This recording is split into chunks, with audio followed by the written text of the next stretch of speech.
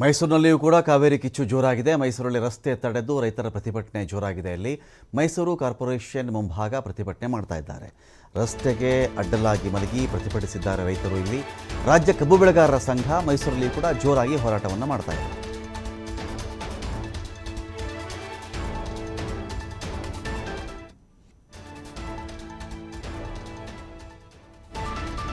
ರೊಕ್ಕ ಕೊಟ್ಟರು ನೀರು ಕೊಡೋದಿಲ್ಲ. ರಾತ್ರಿ ಕದ್ದು ಮುಚ್ಚಿ ನೀರು ಬಿಟ್ಕೊಡ್ತಾರ ಡಿ.ಕೆ. ಕುಮಾರಸ್ವಾಮಿ ಅವರು. ಅಲ್ಲೇ ಬಂದು ತಮಿಳುನಾಡು ಸರ್ಕಾರ ಮಾತು ಕೇಳ್ಕೊಂಡು ಇವ್ರು ನೀರು ಬಿಟ್ರೆ ಮುಂದಿನ ಉಗ್ರ ಹೋರಾಟಕ್ಕೆ ನಾವು ಸಿದ್ಧರಾಗಿದ್ದೀವಿ. ನಮ್ಮ ಚಾಮರಾಜನಗರದಿಂದ ಮತ್ತು ಮೈಸೂರು ಭಾಗದವರು, ಮಂಡ್ಯ ಜಿಲ್ಲೆಯವರು ಅತಿ ಹೆಚ್ಚು ರೈತರು ನಮ್ಮ ಇಲ್ಲಿ ಬಂದು ರಸ್ತೆ ತಡೆ ಮಾಡಿ ನಾವು ನೀರು ಬಿಡಲ್ಲ, ರೊಕ್ಕ ಕೊಟ್ಟರು ನೀರು ಬಿಡಲ್ಲ ಅಂತ ಒತ್ತಾಯ ಮಾಡ್ತಾ ಇದ್ದೀವಿ. ನಾವು ರೊಕ್ಕ ಕೊಟ್ಟರು ನೀರು ಕೊಡೋದಿಲ್ಲ. ರಾತ್ರಿ ಕದ್ದು ಮುಚ್ಚಿ ನೀರು ಬಿಟ್ಕೊಡ್ತಾರ ಡಿ.ಕೆ. ಕುಮಾರಸ್ವಾಮಿ ಅವರು. ಅಲ್ಲೇ ಬಂದು ತಮಿಳುನಾಡು ಸರ್ಕಾರ ಮಾತು ಕೇಳ್ಕೊಂಡು ಇವ್ರು ನೀರು ಬಿಟ್ರೆ ಮುಂದಿನ ಉಗ್ರ ಹೋರಾಟಕ್ಕೆ ನಾವು ಸಿದ್ಧರಾಗಿದ್ದೀವಿ. ನಮ್ಮ ಚಾಮರಾಜನಗರದಿಂದ ಮತ್ತು ಮೈಸೂರು ಭಾಗದವರು, ಮಂಡ್ಯ ಜಿಲ್ಲೆಯವರು ಅತಿ ಹೆಚ್ಚು ರೈತರು. ಸರ್, ನಮಗೆ ನೀರು ಬೇಕು. ನಮ್ಮ ಜೀವ ಹೋದ್ರು ನಾವು ಹೇಳಲ್ಲ, ನಮಗೆ ನೀರು ಬೇಕು. ನಮ್ಮ ನೀರು ತಮಿಳುನಾಡು ಬಿಡಕ್ಕೆ ಇವ್ರು ಯಾರು? ಕೋರ್ಟ್ ಆದೇಶ ಇದೆ, ಇವತ್ತು ಬರ ಇದೆ, ದನ ಕರುಗಳ ನೀರಿಲ್ಲ, ಎಲ್ಲ ಸಾಯ್ತಾ ಇದ್ದೇವೆ. ಜನಕ್ಕೆ ನೀರಿಲ್ಲ, ಜನ ಅಲ್ಲಿ ಇಲ್ಲಿ ಇದು ಮಾಡ್ತಾ ಇದ್ದಾರೆ. ನೀರು ಬೇಕು, ನಮಗೆ ಕುಡಿಯೋ ನೀರು ಕೊಡಬೇಕು. ನಮಗೆ ಕೊಂಡಿಲ್ಲ ಅಂದ್ರೆ ನಾಳೆ ದಿನ ನಾವು ಇದು ಉಗ್ರ ಹೋರಾಟ ಮಾಡ್ತಾ ಇದ್ದೀವಿ. ಯಾಕೆಂದ್ರೆ ನಮ್ಮ ದನ ಕರುಗೆ ನೀರಿಲ್ಲ, ಕೆರೆಗೆ ನೀರಿಲ್ಲ, ಕೆರೆ ಕಟ್ಟೆದಾರಿಲ್ಲ. ಈ ತರ ಇದ್ರೆ ತಮಿಳುನಾಡಿಗೆ ನೀರು ಯಾಕೆ ಬಿಡ್ಬೇಕು? ನಾವು ಆದೇಶ ಹಿಂಪಡಿಬೇಕು. ಅವರು ಆಧಾರ ಮಾಡಲಿಲ್ಲ ಅಂದ್ರೆ ನಾವು ಉಗ್ರ ಹೋರಾಟ ಮಾಡೋದಕ್ಕೆ ನಾವು ರೆಡಿಯಾಗಿದ್ದೀವಿ. ಎಲ್ಲ ಜನರು ಎಲ್ಲರೂ ನಾವು ಸರ್, ನಮಗೆ ನೀರು ಬೇಕು. ನಮ್ಮ ಜೀವ ಹೋದ್ರು ನಾವು ಹೇಳಲ್ಲ, ನಮಗೆ ನೀರು ಬೇಕು. ನಮ್ಮ ನೀರು ತಮಿಳುನಾಡು ಬಿಡಕ್ಕೆ ಇವ್ರು ಯಾರು? ಕೋರ್ಟ್ ಆದೇಶ ಇದೆ, ಇವತ್ತು ಬರ ಇದೆ, ದನ ಕರುಗಳ ನೀರಿಲ್ಲ, ಎಲ್ಲ ಸಾಯ್ತಾ ಇದ್ದೇವೆ. ಜನಕ್ಕೆ ನೀರಿಲ್ಲ, ಜನ ಅಲ್ಲಿ ಇಲ್ಲಿ ಇದು ಮಾಡ್ತಾ ಇದ್ದಾರೆ. ನೀರು ಬೇಕು, ನಮಗೆ ಕುಡಿಯೋ ನೀರು ಕೊಡಬೇಕು. ನಮಗೆ ಕೊಂಡಿಲ್ಲ ಅಂದ್ರೆ ನಾಳೆ ದಿನ ನಾವು ಇದು ಉಗ್ರ ಹೋರಾಟ ಮಾಡ್ತಾ ಇದ್ದೀವಿ. ಯಾಕೆಂದ್ರೆ ನಮ್ಮ ದನ ಕರುಗೆ ನೀರಿಲ್ಲ, ಕೆರೆಗೆ ನೀರಿಲ್ಲ, ಕೆರೆ ಕಟ್ಟೆದಾರಿಲ್ಲ. ಈ ತರ ಇದ್ರೆ ತಮಿಳುನಾಡಿಗೆ ನೀರು ಯಾಕೆ ಬಿಡ್ಬೇಕು? ನಾವು ಆದೇಶ ಹಿಂಪಡಿಬೇಕು. ಅವರು ಆಧಾರ ಮಾಡಲಿಲ್ಲ ಅಂದ್ರೆ ನಾವು ಉಗ್ರ ಹೋರಾಟ ಮಾಡೋದಕ್ಕೆ ನಾವು ರೆಡಿಯಾಗಿದ್ದೀವಿ. ಎಲ್ಲ ಜನರು ಎಲ್ಲ ಇಟ್ಟಿಸ್ಕೊಳ್ಳಿಕ್ಕೆ ಮೈಸೂರಿಂದ ಪುನೀತ್ ಇದ್ದಾರೆ. ಪುನೀತ್, ರೈತರ ಪ್ರತಿಭಟನೆ ಹೇಗೆ ಸಾಗ್ತಾ ಇದೆ ಮೈಸೂರಲ್ಲಿ ಅಂತ ಹೇಳಿ, ಸದ್ಯದ ಸ್ಥಿತಿಗತಿ ಏನು? ಮೈಸೂರು ಭಾಗ, ಮಂಡ್ಯ ಭಾಗ, ಈ ಕಡೆ ರೈತರ ಪರಿಸ್ಥಿತಿ ಏನು? ಇವ್ರ ಬೆಳೆ ಕಥೆ ಏನು? ಬಿತ್ತನೆ ಕಥೆ ಏನು? ಕಬ್ಬು ಹಾಕಿದರೆ ಕಬ್ಬಿನ ಬೆಳೆಯ ಪರಿಸ್ಥಿತಿ ಏನಾಗಿದೆ?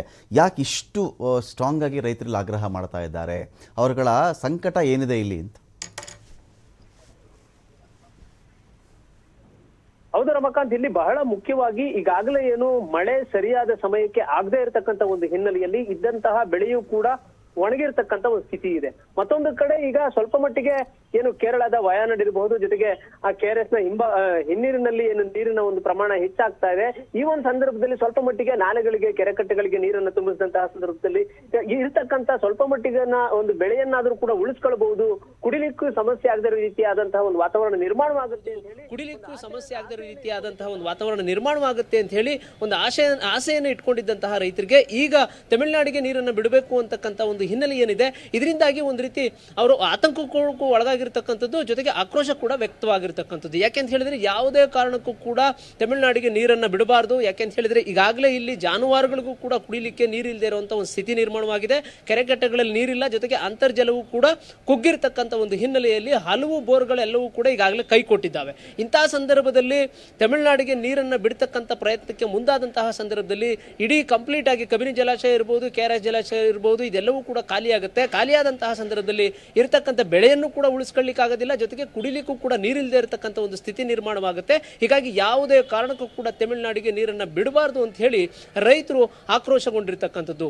ಒಂದು ಕಡೆ ಅಂದ್ರೆ ಸುಮಾರು ಮೈಸೂರು ನಗರದಲ್ಲೇ ಈಗ 3 ಕಡೆಗಳಲ್ಲಿ ರೈತರು ಪ್ರತಿಭಟನೆಯನ್ನು ಮಾಡಿದಂಥದ್ದು.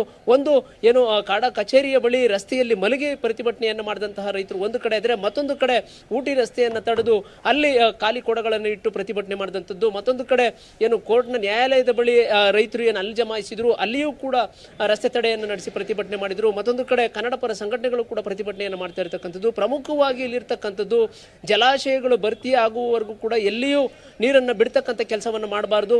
ಸ್ವಲ್ಪ ಮಟ್ಟಿಗೆ ನೀರು ಶೇಖರಣೆ ಏನಾಗ್ತಾ ಇದೆ ಅದನ್ನ ನಾಲೆಗಳಿಗೆ, ಕೆರೆಕಟ್ಟೆಗಳಿಗೆ ಬಿಡ್ತಕ್ಕಂಥ ಕೆಲಸ ಆಗಬೇಕು. ಆಗಷ್ಟೇ ಅಂತರ್ಜಲ ವೃದ್ಧಿ ಆಗುತ್ತೆ. ಜೊತೆಗೆ ಈಗಿನ ನೀರಿನ ಸಮಸ್ಯೆ ಏನಿದೆ ಅದು ಸ್ವಲ್ಪ ಮಟ್ಟಿಗಾದರೂ ಕೂಡ ಸರಿದೂಗಬೇಕು ಅಂತ ಹೇಳಿದ್ರೆ ನಾಲೆಗಳಿಗೆ ನೀರು ಬಿಡಬೇಕು. ಇರ್ತಕ್ಕಂಥ ಅಳಿದುಳಿದಿರತಕ್ಕಂಥ ಬೆಳೆಯನ್ನಾದರೂ ಕೂಡ ಉಳಿಸ್ಕೊಳ್ಳಿಕ್ಕೆ ಅವಕಾಶವನ್ನು ಮಾಡಿಕೊಡ್ಬೇಕು. ಅದನ್ನ ಬಿಟ್ಟು ರಾಜ್ಯ ಸರ್ಕಾರ ಯಾವುದೇ ಕಾರಣಕ್ಕೂ ಕೂಡ ತಮಿಳುನಾಡಿಗೆ ನೀರನ್ನು ಬಿಡಬಾರದು ಅಂತ ಹೇಳಿ ಆಕ್ರೋಶಗೊಂಡಿರ್ತಕ್ಕಂಥದ್ದು, ಅವರ ವಿರುದ್ಧ ಸರ್ಕಾರದ ವಿರುದ್ಧ ಘೋಷಣೆಗಳನ್ನ ಕೂಗಿ ತಮ್ಮ ಆಗ್ರಹವನ್ನು ಮಾಡ್ತಾ ಇರತಕ್ಕಂಥದ್ದು ಈ ಸಂದರ್ಭದಲ್ಲಿ. Ramakanth, thank you Puneeth.